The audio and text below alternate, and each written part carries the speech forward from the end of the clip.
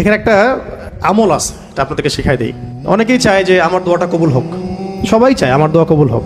দোয়া কবুলের তো অনেক শর্ত আছে, তাই না?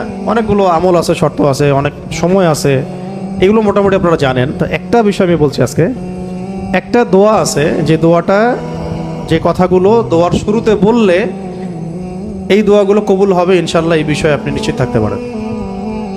যদি আপনার রিজিক হালাল হয়, ওই শর্তগুলো যদি পূরণ হয়, রিজিক হালাল হয়, বৈধ দোয়া হয়, হ্যাঁ, হারাম কিছু চাচ্ছেন না আপনি, বৈধ বিষয় চাচ্ছেন, হালাল খেয়ে চাচ্ছেন, এই শর্তগুলো পূরণ করে দোয়া করার আগে এই কথাগুলো বললে দোয়া কবুল হবে ইনশাআল্লাহ। আমি তো আর বলতে পারবো না 100% কবুল হবে, এটা তো আমার পক্ষে বলা সম্ভব না।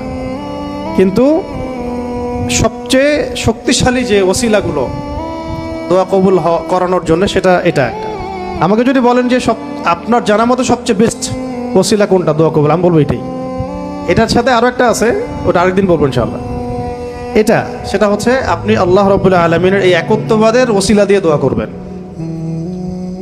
আল্লাহ পাকের এই তাওহীদের ওসিলা দিয়ে, একত্ববাদের ওসিলা দিয়ে দোয়া করবেন।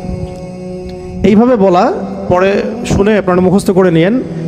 দোয়া করার আগে আল্লাহ পাকের প্রশংসা করা, আলহামদুলিল্লাহটাও আল্লাহ পাকের প্রশংসা, এবং রাসূল সাল্লাল্লাহু আলাইহি ওয়াসাল্লামের প্রতি দরুদ শরীফ পড়া একবার, অন্তত একবার, চাইলে আপনি অনেক পড়তে পারেন।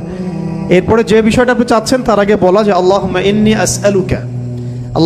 আসআলুকা বিআন্নী, আগে বলে নেই, আল্লাহুম্মা ইন্নী আসআলুকা বিআন্নী আশহাদু আন্নাকা আনতাল্লাহ লা ইলাহা ইল্লা আনত আল আহাদ আস-সামাদ আল্লাযী লাম ইয়ালিদ ওয়া লাম ইউলাদ ওয়া লাম ইয়াকুল লাহু কুফুয়ান আহাদ। সূরা ইখলাস যে জানে সে এটা সহজেই বলতে পারবে। এরপরে আপনি দরুদ শরীফ পড়ে দোয়া করা শুরু করবেন, ইনশাআল্লাহ দোয়া কবুল হয়ে যাবে।